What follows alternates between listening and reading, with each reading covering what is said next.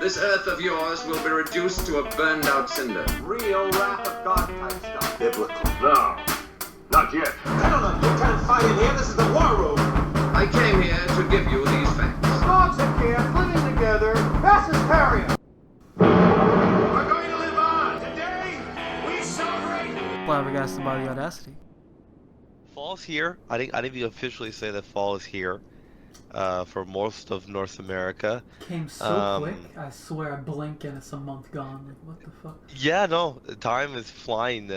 Look, it's you think about it, it's only 2 months until December. Exactly. You know, because I remember as soon as it turned September 1st, I was like, wow, summer's over already? I just flew by. And now it's already Halloween time, and I'm like, again, where did the month go? Yeah. No, it's going by quicker and quicker. I just celebrated with my girlfriend her 25th birthday. Did you tell her? Did you break the news? That she's old? Well, that too, but Leo is no longer interested. Yeah, Leonardo's no longer interested. If you're 25, unfortunately. Yeah. Is he still with that girl? Is he still 24? How old is the girl that he's with right now? I haven't heard anything, but mind you, I'm pretty sure it's 24. Celebrity news, you don't hear very much anymore because it's very much shifted now from Hollywood celebrities to like internet celebrities. So yeah, it's not sad. many. You don't really, Like I guess we use that as a quick segue for. Have you seen? Yeah, we can. The new Battlefield trailer. God, Jesus. No. So I was debating on how I wanted to do the podcast today. Cause I have a shit ton of stuff about Trump, but I think we can wait until next week if anything. Cause I did want to talk about some other stuff that we never did. That I wanted to address the Charlie Kirk thing last time, and then move on from it, and we never got to, because of the whole censorship. But I did hear about.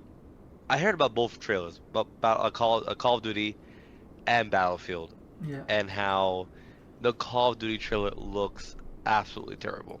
I wouldn't say it looks terrible. It just looks incredibly generic, uninspired. Yeah, it does not look. Slop, right? There's nothing about it. Yeah, it just does not look good. And a lot of people in the Call of Duty comments were going, "Oh, well, I guess I'm going to Battlefield." Well, the funny thing though is like, while Call of Duty looks very generic, it looks generic in terms of modern shooters, whereas Battlefield 6, it looks kind of generic, but like 10 years ago shooters, so everyone's happy about that. Exactly. I think it's very funny. And before we continue, this is Flabbergasted by Audacity. I'm Jamal. And I'm Patrick. But I watched both of them. I also saw, just quickly, I saw the Marvel Wolverine video game that was going to be coming out soon, something like that. Heard about Wolverine. It looked interesting, very surprisingly like gory. Yeah, which is great. I think sense, we need but more of that. I didn't expect it, No, I think it's good. I think it's a good step in the right direction. Hopefully, if they follow the Spider-Man games, which the Spider-Man games did very well, I remember watching and playing a bit of it, and it felt very good. The controls. Well, it was the swinging especially. That was like the best part. Yeah, and they did a great job. Did a great job physics-wise and everything, and Spider-Man moves very well. The story's fun. Reminds me a lot. You really feel like your friendly neighborhood Spider-Man because there's a lot of random events that happen as you're going along for other missions that you can stop and do. So I thought that was really well done, and of course with the addition of Miles Morales, it gave the game a bit more of a lifeline for a bit longer. I didn't feel like they milked it. I think that they kind of did a great job, and I enjoyed it. I really enjoyed the whole game. So I'm hoping that Wolverine follows that same path. I'm curious how it's gonna go though, because I feel like the second Spider-Man game, it got kind of overlooked because you don't really hear much about it like at all. It kind of came and went very quickly in comparison. Yeah, I think it came at a weird time. It's like sometimes like when you have like blockbuster games that come out, and then you release a game, sometimes no one really hears about it because of the big blockbuster games around it. I don't remember when the game came out. What was around that time that was released? It's hard because like I don't follow games that much anymore unless something big happens. Me too. So. Yeah. No, I'm just kind of still have my eye on GTA 6, so Just waiting for that to finally show its face. Yeah, I don't think I'm gonna get a PS5 just for GTA 6 at this point. Because like, I really hope that it's just again, if they're not stupid, which Rockstar seems pretty on the ball for this type of stuff, that I of don't course get it they're though, gonna because delay PC. they claim to delay PC because like, oh, most people would just wait for it to go on sale. I'm like, not for GTA 6, dude. I No, I think most people would buy day it day one. one. It's just that I just wish that they would release it on PC. That's like my main thing. Like I just kind of It's really weird. wish that. Don't know why they do that.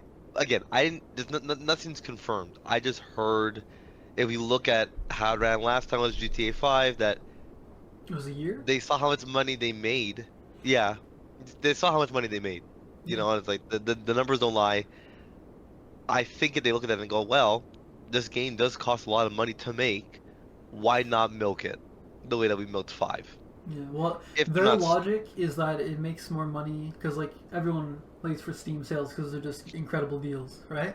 Yeah. So in yeah. their minds, like, oh, no one's gonna buy it day one, or at least not as many people as they would on console. So they're focusing on console. Plus, on console, you have online, and they made a ton of money off shark cards. And on PC, there's a lot more hackers who like glitch money, right? So they don't get the shark cards, therefore they make less money. Yeah, no, It's you're very right. sad. So it's very sad. Again, nothing. I'm not confirming anything. I'm not saying I'm gonna buy day one. But that's probably the only game right now in the pipeline that I'm like waiting to see.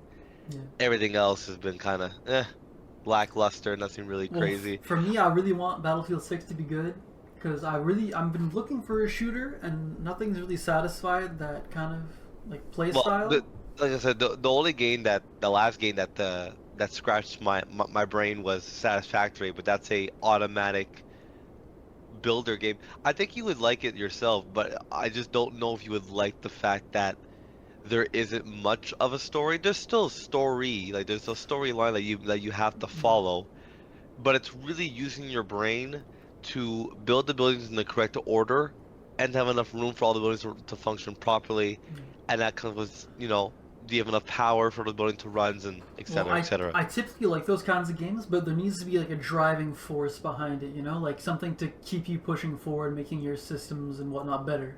Because if there's just like building for the sake of building, I'm kind of gonna get bored after a while. It's not necessarily building for the sake of building, but it's like basically you start at tier 1, you want to get a tier 7, like you want to get to that higher tiers because everything runs faster. You want to get faster and faster. That's the point of automatic, right? You want to get faster and faster. Right now, you're describing building for the sake of building. Well, what do you? Are you I saying feel like a you driving want... force is typically story based. Like for example, I just played Subnautica for the second time ever, and holy fuck, was that great! And the driving force behind that is escaping the alien planet because you don't want to be there, and that's a pretty good driver because the world is actually fucking terrifying. Yeah, so then that's your driver. Then this game is more of here's your goal. It's more Minecraft, I guess, storyline, and it says like here's your goal. Get there however you feel. Basically, is how that game runs. But what is the goal though? Is to build a space station to leave that planet or to link that planet to the other planets. But there is no timeline. There is no, if you don't do it by X day, the planet blows up. There's none of that.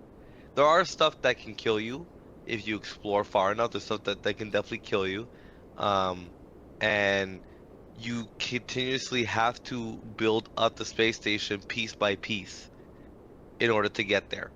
So, but in the sense of something blowing up or, you know, having like Subnautica or anything like that, no, there's nothing like that in Satisfactory. But that, again, everyone has their own game. That was the last game that I played where I was like, oh, okay. Cause I tried that. There's been a lot of those games there, a 2-point or 2-click hospital or 2-click something. Talking it's like a simulator style kind of thing? Yeah, exactly. And I tried to play it and no, I couldn't. Yeah, I don't like those either. So. I got overwhelmed very quickly. I was like, okay, yeah, no, and I just for fun of the game. I was like, no, I'm good, thank you. Okay. But I also want to talk about. So, I want to give a round of applause to I have to find the director of the show real quick. Hold on. By Greg Berlanti and Sarah Gamble who made who directed the book, well, not the book, sorry, based off the book, the show You on Netflix. Have you watched the show You on Netflix? I have. The first like season Dexter. is Nope, shut the fuck up. It's close to Dexter. The first season is incredible. The second season's all right. Yeah. The third season's kind of crap, but still fun. Yeah. And I'm really curious where they're gonna go from here. But Dexter is excellence up until the fourth season, and then it's fun. And the new season, I don't know if you heard, just came out. I'm in the middle of watching it. No, I didn't hear it. So far, so good. I'm Okay. like 2 or 3 episodes in, and it's not Okay. getting started. But that's how I felt about the last season they did like 2 or 3 years ago, and I was like, "This is fucking great." And then the ending sucked ass. Then I was like, "What the fuck? Why would you do this to me, show?" And then now it's good again. And I swear to God, if they drop the ball for a third fucking time, Jamal, I'm just gonna stop watching TV at this point. So I gotta give a round of applause to them, because this is again one of those. This was a pretty big show on Netflix. I think this is one of the flagships for Netflix for a while, right? And for them to end again, I agree with you. Season 3 kind of took a weird turn. I love season 1 and 2. I think they were fantastic. Number 3 was number 4 was really strange. Wait. And then they kind of came back with 5. Slow down, what? Yeah. I'm lost. Okay, wait. What do you mean? Season 1 is the blonde chick. Season 2 is love in Hollywood. Yeah. Or whatever. Season 3 is the castle, love. isn't it? Season 3 is like a mansion. No, season 3 is still love. It's still love. Is it? Oh yeah, Yeah, they get like married and they have like they get forgot married. about that. Okay. Yeah. Season they had 4 the is kid. the mansion. Yes, Are thank you you. telling Season me 4 is the season mansion. 5 is out? It's been out. What do you mean? Since when? What the fuck? What did you miss it? Yeah, it's been out since like February of this year. No way. Yeah, bro. Like it's been out for like a minute. And I'm late to like Dude, party. what? 'Cause, like, how have I not heard about this? Yeah. So was it good? Okay, Don't so spoil then anything. Don't tell me. I'm gonna try. I'm sorry. I didn't know. Thank God you said that, because I would have. So I'm not gonna spoil anything. I will say, this is a great way of ending a show, and not teasing that there could be a new season or anything like that. Like they end it. A lot of people are like, "Oh, the ending sucks." I think the ending is great. Okay. I really think it's great, because it's one of those few times where like you don't need to have that oh my God, wow ending. The ending that they gave the show is a human ending, and you gotta understand, Joel or Penn Badgley or Joel Goldberg in the show is not a superhuman in any sense of the way. He's just a guy who's fucked in the head, but he has no superpowers. He's not powerful in any way. He just has manipulative skills. He's a psychopath who has the ability to manipulate women, fine, but he has no powers. So a lot of people are like, "Oh, the ending is the ending is a human ending," and I think it's well deserved. And I love the last line of the show. So if you haven't watched it, I definitely recommend that you sit down and watch it. So my mind is being blown right now. Okay. Okay. Okay, because I remember how the last season I watched ended. Wasn't he like a professor or some shit? Yeah, exactly. The professor. So that's season 4. He marries. Right? Yeah, he marries the famous white British chick there. Okay. So then, at the end of the last episode, he ties up all the loose ends. Marianne is dead. Don't you remember who presumably that is? dead. It's the black chick from season 3. Okay, yeah, he's like backstab. Yeah. He's like sends her on a train, but it's bullshit or something. No, that's not. Remember when he was not getting rid of love, but like no longer interested in love, and was starting to date the black chick. The black chick, love tells her to run. She does, and then Joe goes after her, finds her in Paris. Without spoiling a whole shit ton, basically, this younger girl who has this suspicion that, well, Joe in season 4 is not Joe. His name is Jonathan Moore. Is not who he says he is, and then picks up the scent pretty quick. She finds Marianne, gets her out of there by giving her a drug to where her heart rate basically rests. Like, you think that she's actually dead, but she's not. There's like a drug that you can do that with, to where it's like. Yeah, actually they used it in a movie I watched yesterday. So. Yeah, I can't remember the drug. Anyways, so then Joel thinks that she's dead. You'll see her in the final season. Okay, well I'm looking forward to watching that now. No, for sure, definitely. It's so weird. It's honestly, everything ties in really well. I think, how what I loved about it was up until the very last second, you think that maybe Joe gets away, and that's what I loved was. For the longest time, you're like, oh shit, oh shit, oh shit, oh. That's what I was saying for the whole season. Oh shit, oh shit, oh shit, oh shit. Because you keep thinking there's no way he's gonna get out of this, and then somehow he spins it and he does it. You're like, how the fuck did he do that? And he does it again and again, and I'm like, wow, this guy's fucking crazy. But I'm going, but he has to die. There's no way, he has to die.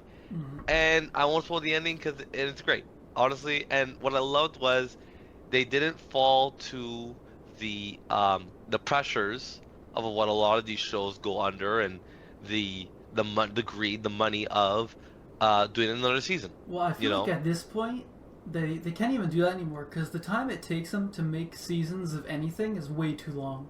Like if you look at 15 years ago, they made a season a year. Now there's like 2-3 year gaps for like seemingly no reason. It's like, what happened?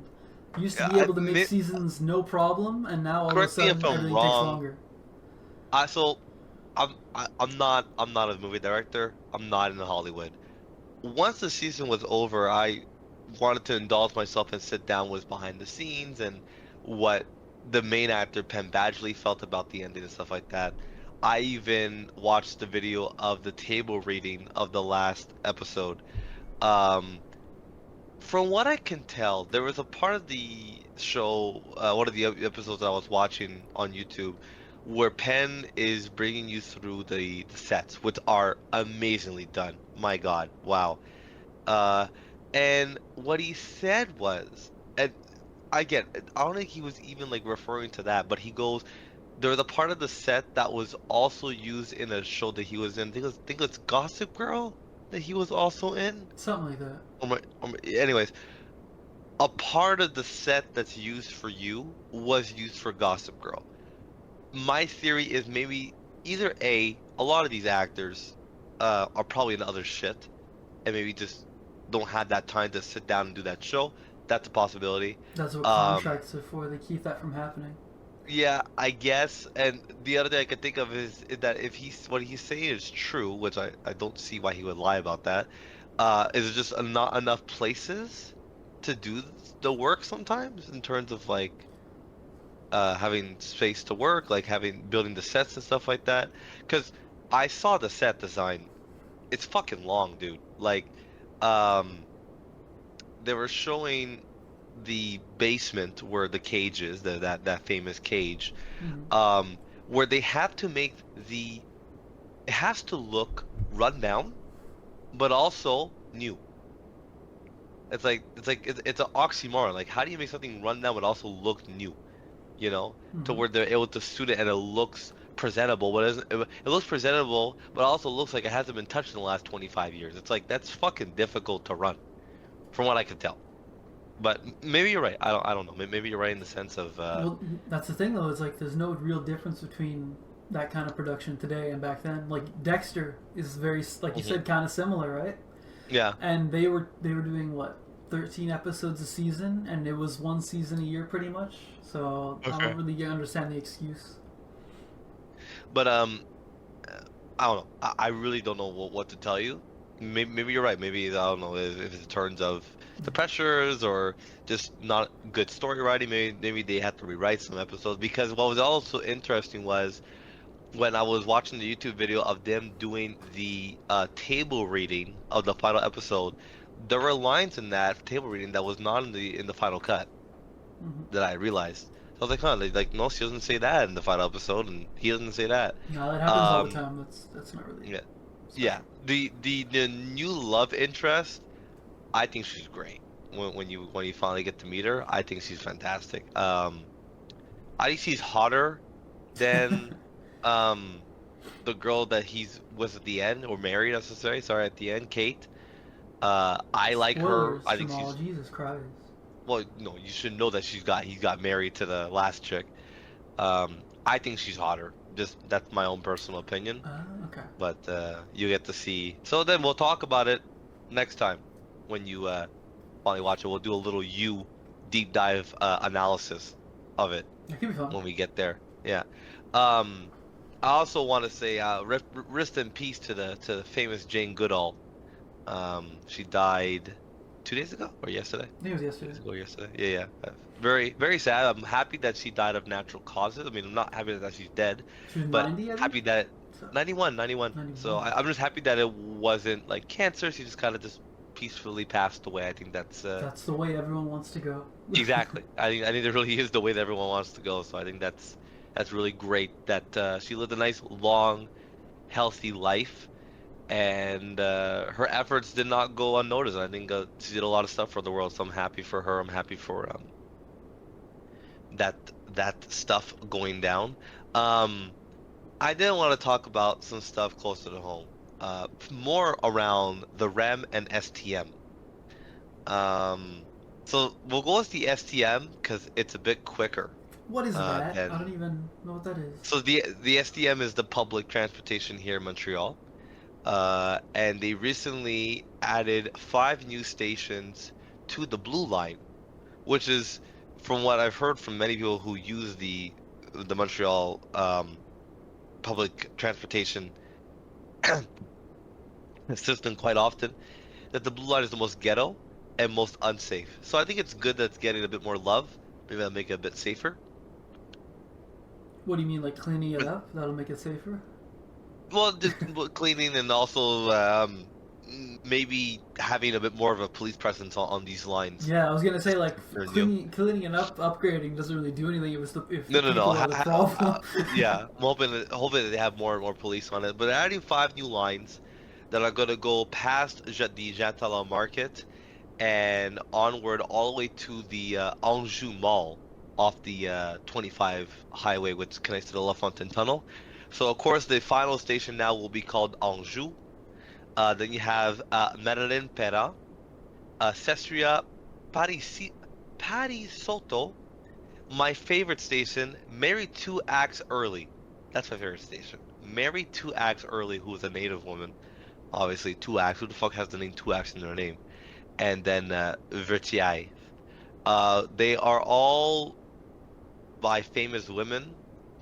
There is a link that I cannot find now that explained each woman and why they were getting their own line. Now I can't find it, but nice to just see that we're adding more stuff, and I wish I can find. Oh, is it here? Here it is. What are you I found looking it. for? Like the list of names? I was just trying to like the names of why they picked these names. So the Vertiailles station is a tribute to Montreal Haitian community. Mary 2 Acts Early is a woman from Ganawage who led indigenous rights activists who led a 1985 campaign to amend the Indian Act after losing her status by marrying a non-indigenous man. So I didn't know that if you married a non-indigenous man, you lost your identity as an indigenous, and she got rid of that in 1985, which is great. I think that's good. The next one, Sestria Parisotto, was a prominent member of the Italian community in Quebec. Madeleine Perra was a trade unionist and a pioneer of the feminist movement in Quebec. And then Anjou, which is just Anjou, basically. Okay. Oh, nice. Well, Anjou is just Anjou Mall. They had nothing for that one. Okay. It just says located at the junction of the Metropolitan Highway. It shares the name of the borough where it's situated. So nothing important there. Wow, exactly. Wow. So there's that. But what I wanted to talk about was I watched a YouTube video a couple days back about the REM. So for those who don't know what the REM is, a lot of places, San Francisco, Vancouver, have above ground railway stations here in North America, but it's not common, right? Now, what's interesting about the REM, I didn't know about this, is that the STM is run by the government, obviously, right? The public, it's run by the government, it's for the public. The REM is mostly run by a private company here in Quebec. So what that does is that I didn't know that the RAM was made with the 10th of the price of what the STM is does in terms of how much money they spend. I would like to find that YouTube video, but it would take too long. I don't know the exact numbers, but because of course because it's above ground, obviously it's a lot cheaper than having to build tunnels, right, underneath Yeah, the ground. that's for sure. It's also a lot safer. It's another one too. For both the people making the tunnel and then for people using the services afterwards. But having a company that basically it's on them. If it fails, it's on them and they can go bankrupt. And if it passes, then they make a lot of money, basically. But the government has very little involvement um, in how the REM runs, which I think is great. I think it's better to do that because the government already has enough on its hands, and I think it needs to kind of let go of some stuff and let private institutions run it, who may be able to do a better job. Now, if they do a terrible job, then it's on them and it fails. And I think that's the risk of investing so much money into a service. Um, so this company has been running. I've been reading up on it because I'm not sure for you. I'm not sure if you've known, but they're going to now finally open the one of the three extensions, basically. So they're opening the expansion of the Deux Montagnes line, which goes towards well, obviously Deux Montagnes, but that's the final stop. Let me just look at the map real quick. Don't 'Cause I even know saw where a that is. picture of it. What direction is Deux there? Montagnes, it's going towards, how can I describe it? Towards New York, towards Laval. No, it's going towards up north. Basically, North? it's gonna be going towards Pierrefonds or Roxborough. So that's going towards the West Island, and then it passes that. And how can I describe it to you? It's like it goes towards Saint Jerome. I think that'd be like the biggest town that I can describe it by. Okay. Do you know where Saint Jerome is? Yeah, I got Saint you. Jerome Blainville. Thank you. So it's kind of in that direction, but like to like the west of it. So like the West Island, but like up north from the West Island. All So right. that's gonna be the first line it's gonna be opening. Why that one's opening the earliest is because it's just so easy. Once you get out of the city, obviously, the stations are gonna be difficult, and they're still working on it. And there's only two stations that they're gonna have to be underground because there's no way that they can get it above ground. Is the McGill and Edouard Montpetit, obviously, because that's right in the heart of the city. You just can't physically, right? There's no room to build above ground. So the McGill station is going to be inside the Eaton Center, and then Montpetit will be underground where I don't know. And then you have I'm seeing here Ville de Mount Royal, and then Côte de Liesse. So there's some stations going to be outside near there, but there's a bit more room basically to build. So it's going to be interesting because the other two stations are obviously the airport and going towards the West Island, that's gonna finally connect the West to Montreal, which has been how fucking long About could it been damn like this? time. Honestly, bro, really. So I'm happy for them. I'm happy for the REM. I'm happy for the fact that I think again it's the fact that it was so cheap to build, did not cost as they actually went under the projected budget, which is great. That's rare. I think That that's like never rare. happens. Exactly. It's rare. So the fact that that happened, I'm trying to find the company that is behind it. If I can find just their name, because they're a big company here in Quebec. Oh, here it is, CDPQ. That's what they are. It's if I can find developing sustainable transport infrastructure for communities, and they are a massive company here in Quebec. They handle I'm trying to figure out what else did they handle their projects. They handle the high speed train of Alto. They've handled the Tram City in Toronto. I'm trying to see what else they've done here. They are well known. I think it's probably the best way that I can put it. And I think the Quebec government was comfortable giving them the REM to where they were not worried that this project would fail, which I like. So if you want to look at it, CDPQ, Why do big you say company it with over such here. an accent? Just say those letters. I don't know. CDPQ. I'll say it like that in the English way. See, you were saying But it in such a horrible accent. You noticed there was a D in there. sorry. I was saying the phrase the CDPQ, you know. But yeah, no, I think I'm very happy. If you want, I'll send you the video. It's a really 50-minute informal video about the RAM itself, how it's being 50? built. 15. I was like, dude, what? No, I can't watch a 50-minute video. That's what I was gonna be so proud of you. Yeah, no, 15 minutes and it's pretty good.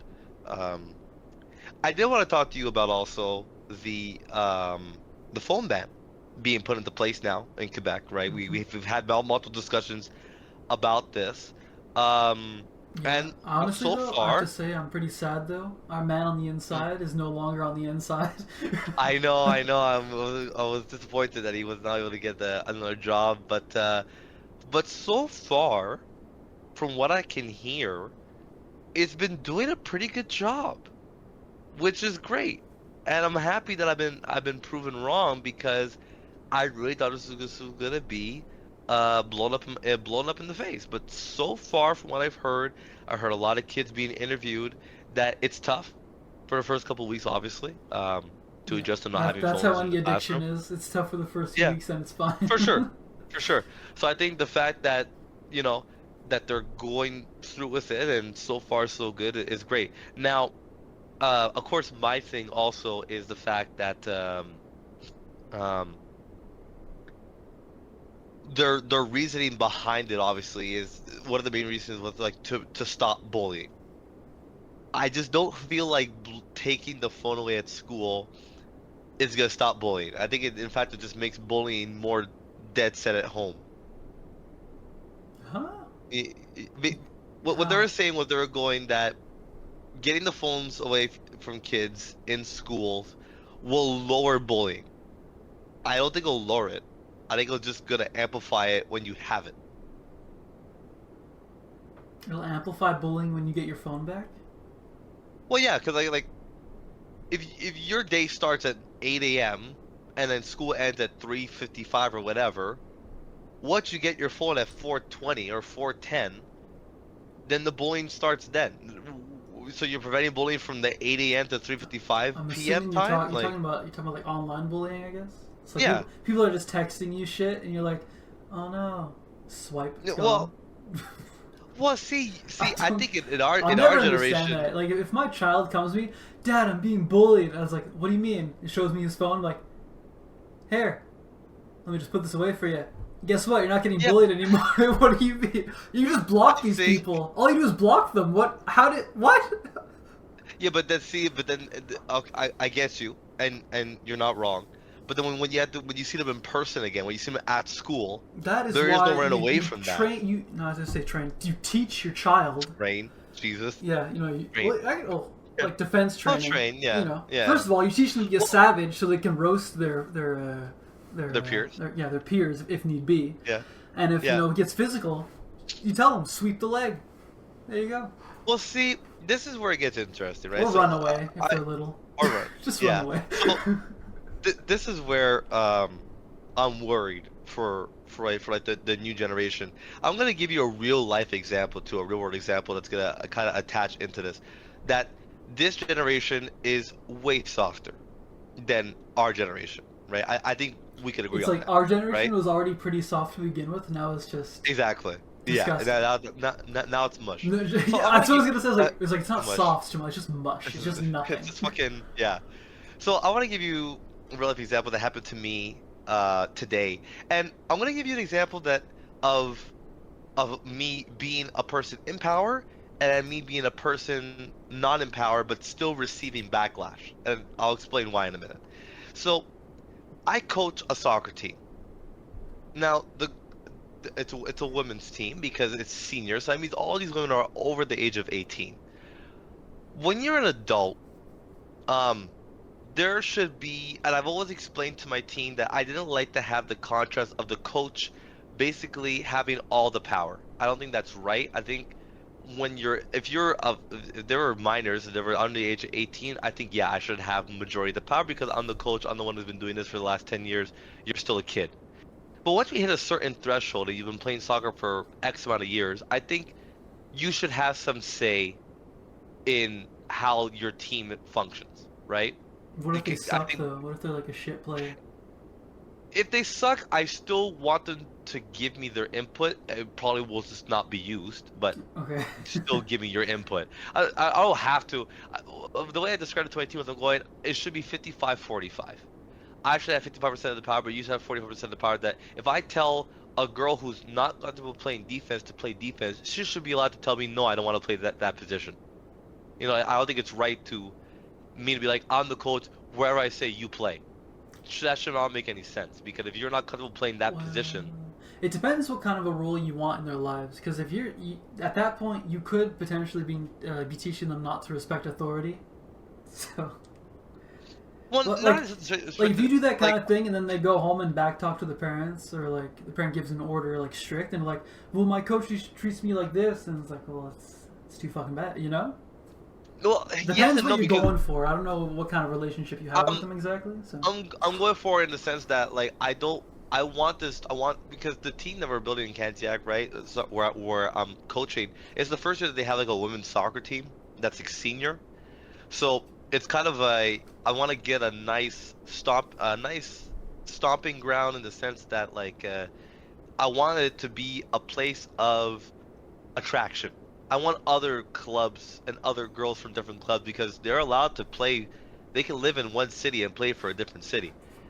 And I want it to be like, oh, like I heard that Canziac, the coaches are really nice, because I've heard some horror stories of men coaching women's teams that one of my players, she was telling me, she goes, I'm so glad that I have you as a coach, because last year, the coach that I had, if I made one mistake, I was benched for the rest of the game.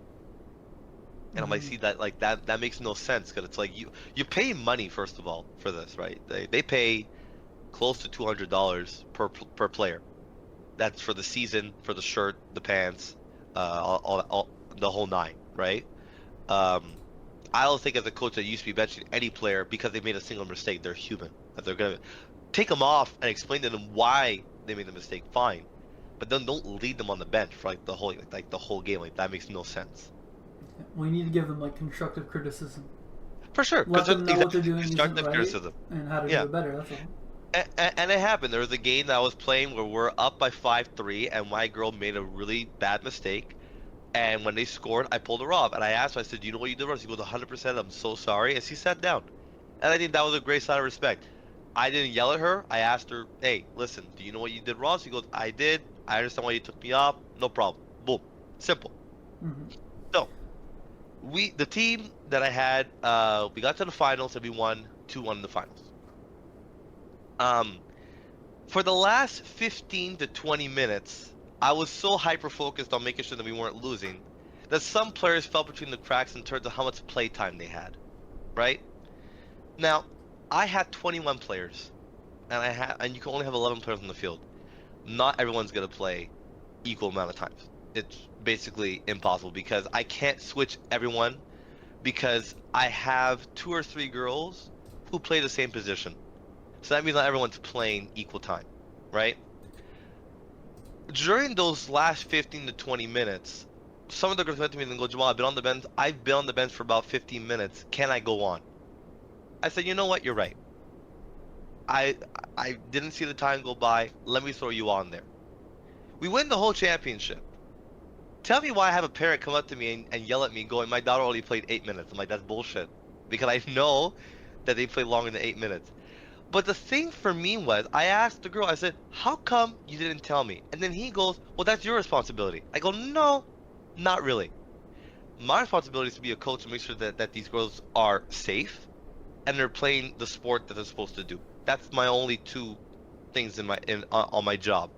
There's nothing that says every player has to have an equal playing time. There's no contract that I signed that said that. I've signed that contract in the past. That's why I'm saying that. There's no contract that said that. There's no contract that said that I have to respect how much playing time that they have. None of that was stated. This is just you telling me that you're upset that your daughter didn't play enough, right? Mm-hmm.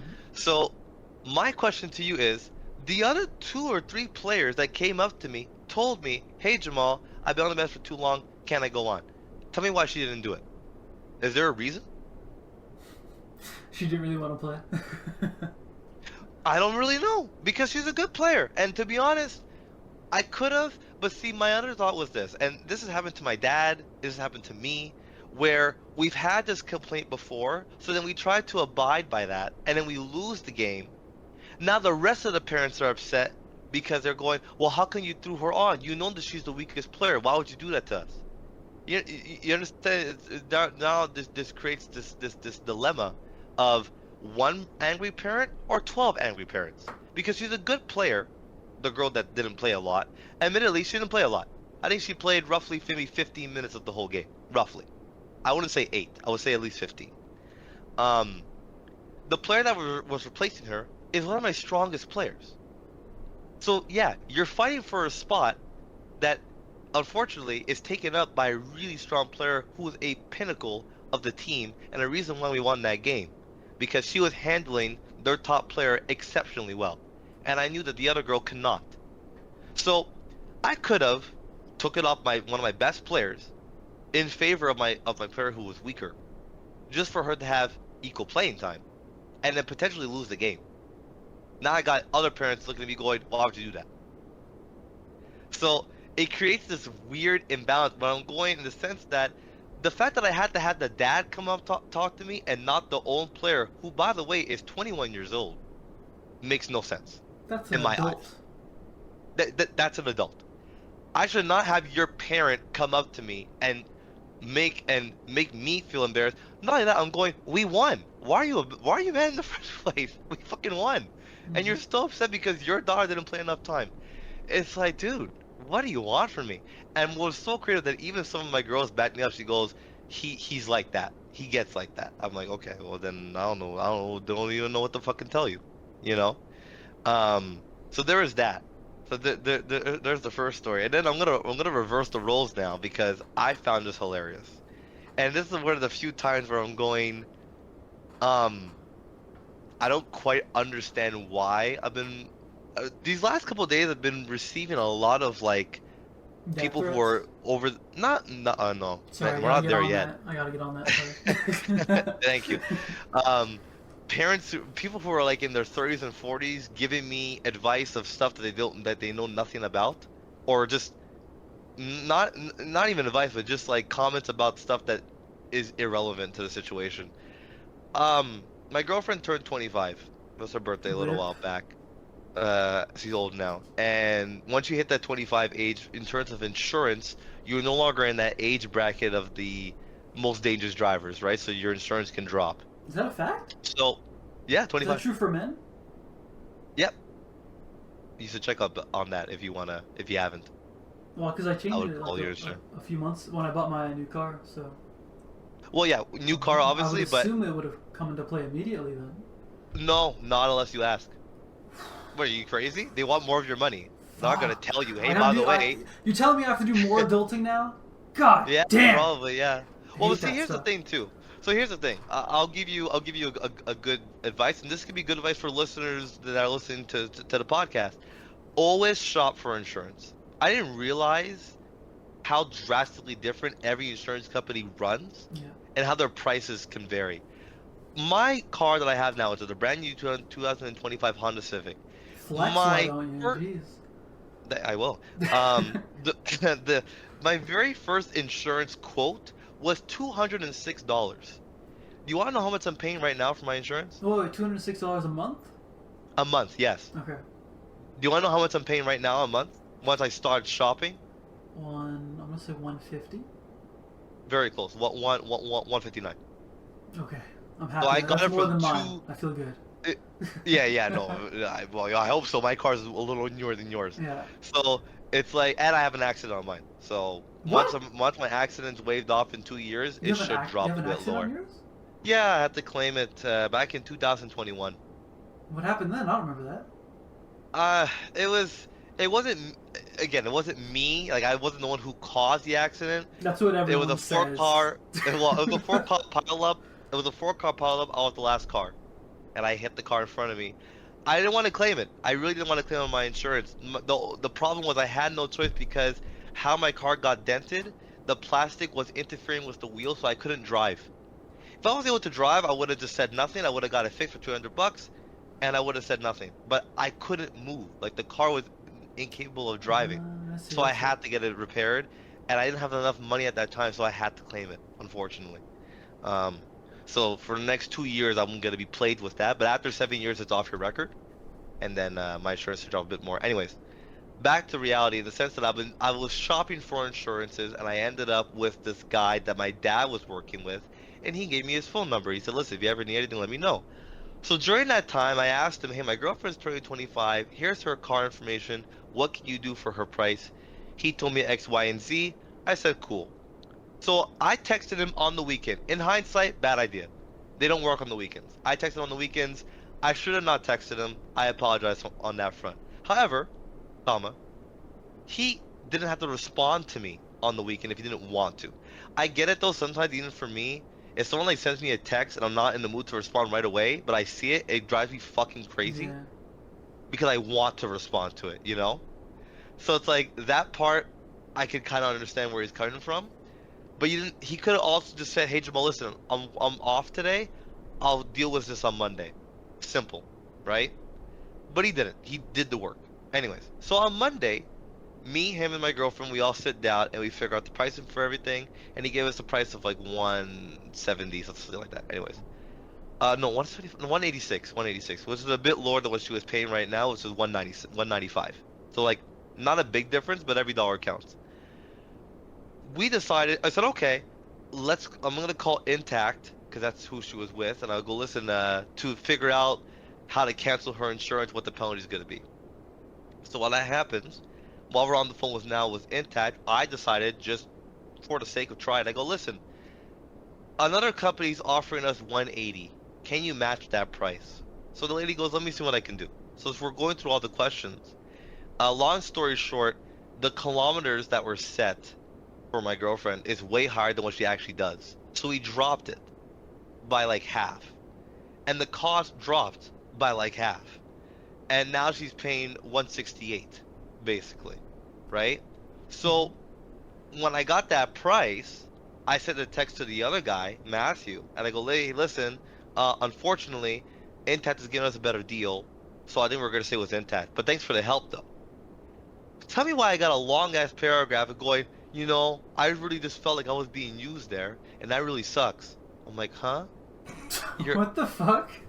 I'm like, dude, am I talking to an ex-girlfriend right now? Yeah, like, that's what I was gonna say. It sounds like a random woman. I was like, I'm sorry, I didn't mean to make you feel that way, but you're an insurance broker, like. I could have sworn you were a professional. I'm so sorry for mistaking you as such. But not only that, but I'm going, your job is to provide insurance. We're not buddy-buddy. Like, I don't know you personally. Like, he goes, well, because, you know, I worked for you on the weekend. I never asked you to. I didn't say like an ask you, I need you to work for it on the weekend. I just said, could you do it? Would you like a cookie? Yeah, I was like, so I was tripping out because I'm in my mind. I'm going, am I an asshole? Like, so I call my dad because me and my dad think very similar. He goes, oh, he got the wrong guy. He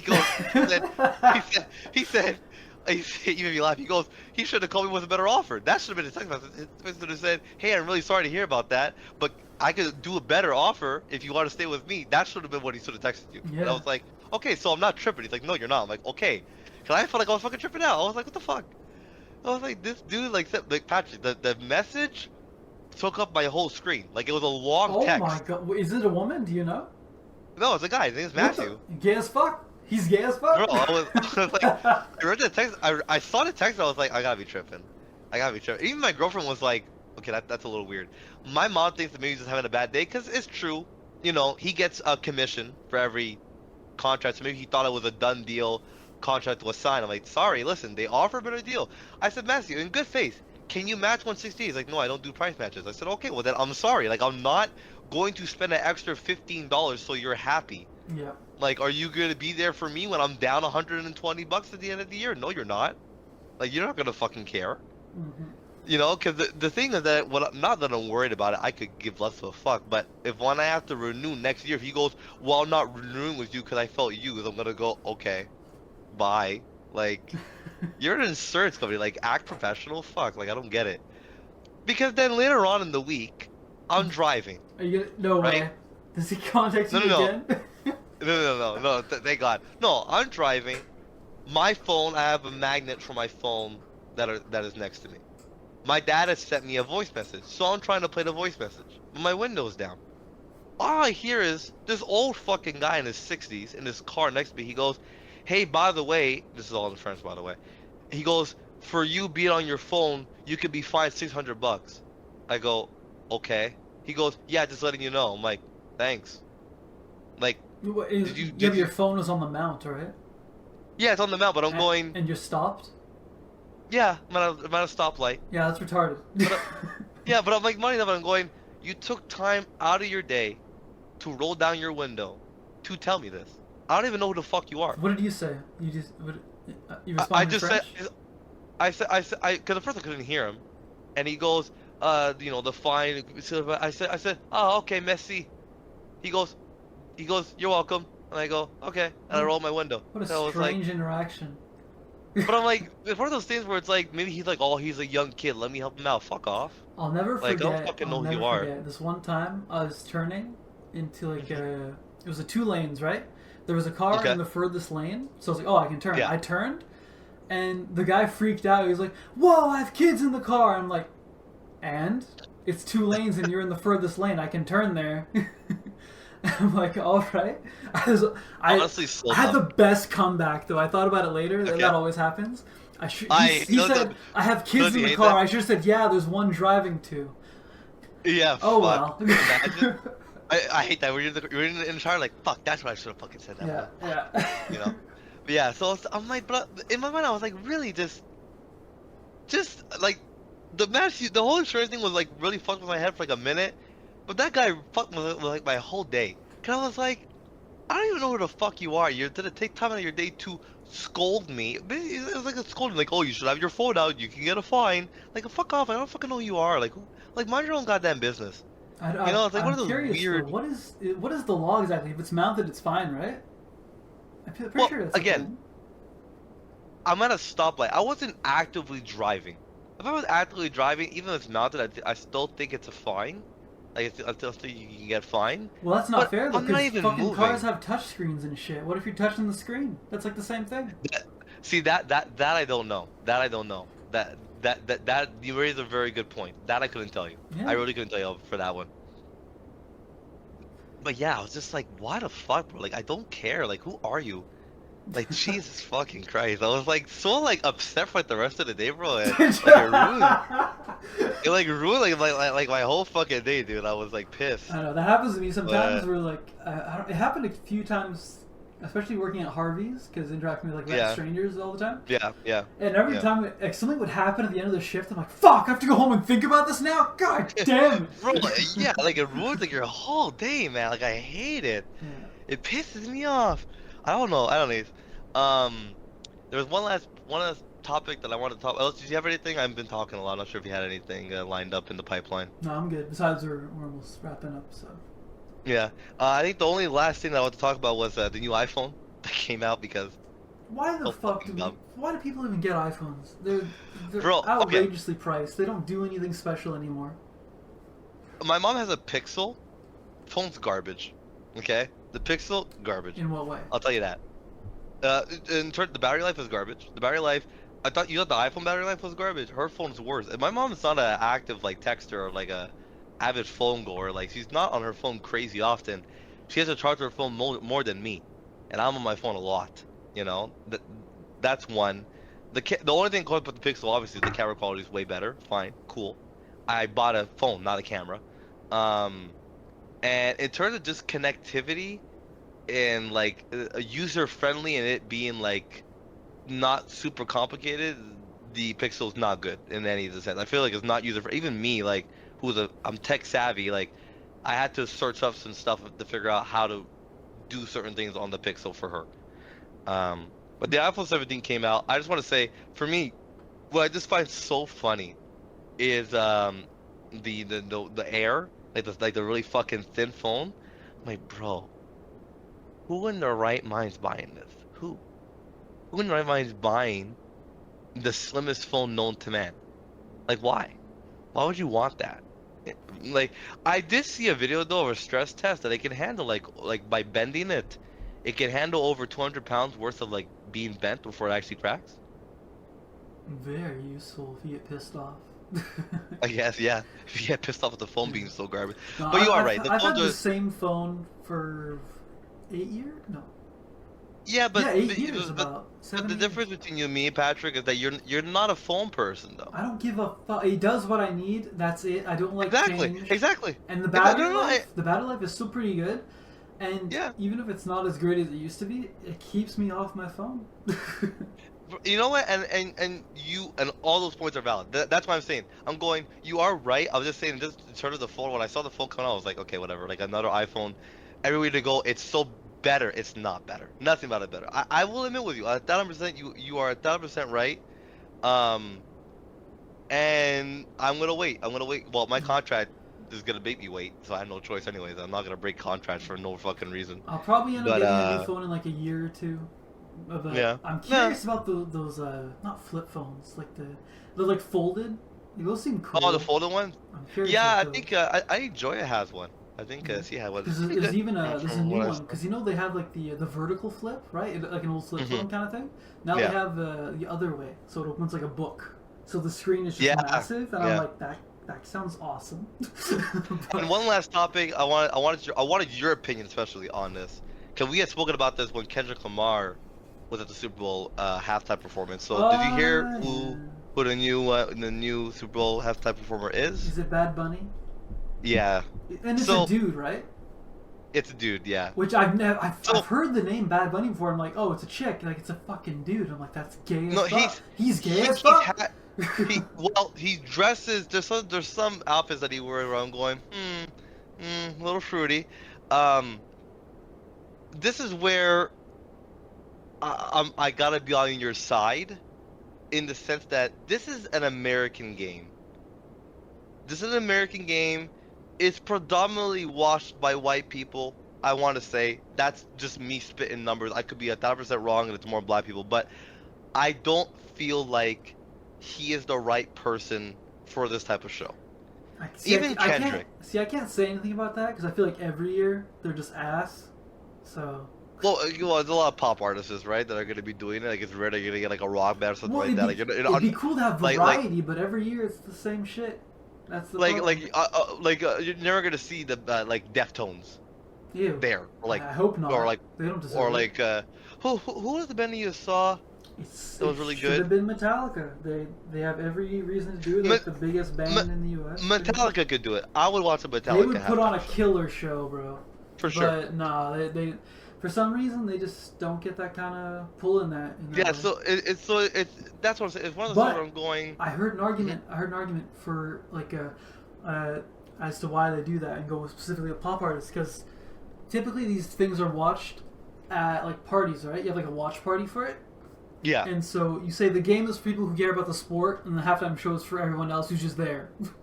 Yeah. That's what I heard. I'm like, I guess that makes sense. You try to accommodate everyone, which is fine. That valid point, cool. But this is an artist who, especially if you're not, he doesn't have a lot of English. First of all, he barely speaks English. And a lot of his songs that are famously known here in Canada and America, the English parts are sung by someone else, and I don't think all the artists are gonna be there. You like he has a song with Cardi B. She might be there, maybe, but he has some other hit songs that I'm going. Your part is the part that I don't know what the fuck you're even saying, dude. You know, so I'm going. I just don't understand how this is gonna go well. I saw a lot of people going, well, I guess I'm not watching the halftime performance this year, because we're not Spanish. We don't know them well enough. I'm sorry. Like, I know America's second language is technically Spanish, but I'm going, not enough of us really know that language. And the Super Bowl's watched throughout the world. So, I don't know. And the other thing that I also read too, and I think Kendrick kind of started that, and as much as I liked Kendrick's performance, I think that's because I'm black. I think it's also this political agenda and no longer about the music. Because he had even said in his quote, about him, the comment that he made about being chosen. That he was saying, well, this is more than me. This is about my people and the people of Puerto Rico. And I'm going, so see? sick of hearing about this crap. So I'm going, see, it's not, you're not even going there to be honored that the fact that they chose you because you've been a successful artist. You're doing it to push a political agenda. That's what everyone does now, and it's really annoying. You know, so that I'm a little disappointed in, because I think Kendrick kind of did that, but Kendrick was like a funny haha way, and it was more, you have to watch the show a couple of times, like the whole Uncle Sam part with Samuel L. Jackson, like it's a little more hidden, not super hidden, it's just a little more hidden, but I feel like with Bad Bunny, it's gonna be a bit more in your face, and again, this is. You want to talk about politics? Talk about politics. Fine. But leave that out of the game. It's a football game. It's meant to be enjoyed, and it's a sport. It's entertainment. And then you're going to bring a 25-minute political agenda into it. It's not fun anymore. Because then you're like, okay, so we can't even enjoy this now. Like, like if you like a famous sports team and I don't like that team, is it my responsibility to make you feel like shit all the time and rub it in your face when your team does bad? No. This is your sports team. It's cool. Like, I may joke at you if our teams go head to head and I win, but I'm not going to make a big spiel out of it. I just kind of feel like that's what he's doing, and it sucks. It does suck, because I think it ruins, like you said, it ruins the love of the game, and it's no longer about the music. It's about pushing your political agenda. Well, I feel like that's gone pretty much in everything. Anything that's popular becomes politicized, no matter what. Like you've seen in video games, movies, and television, music. Yeah. Well, we'll talk about it more. We'll talk about it more next week. I think I've been gearing up for this one for a minute. I've been writing down quotes and notes and website articles about what's been going on with Trump. So we'll definitely be we'll be doing battle next week. Make sure you get full quotes. Try to make sure they're not edited down, because that's usually the problems happen. So. Yeah. But we'll talk about that more next week. We always thank you guys for listening. This has been Podcast by Audacity. I'm Jamal. I'm Patrick. And we'll see you guys hopefully next week if we can find some time.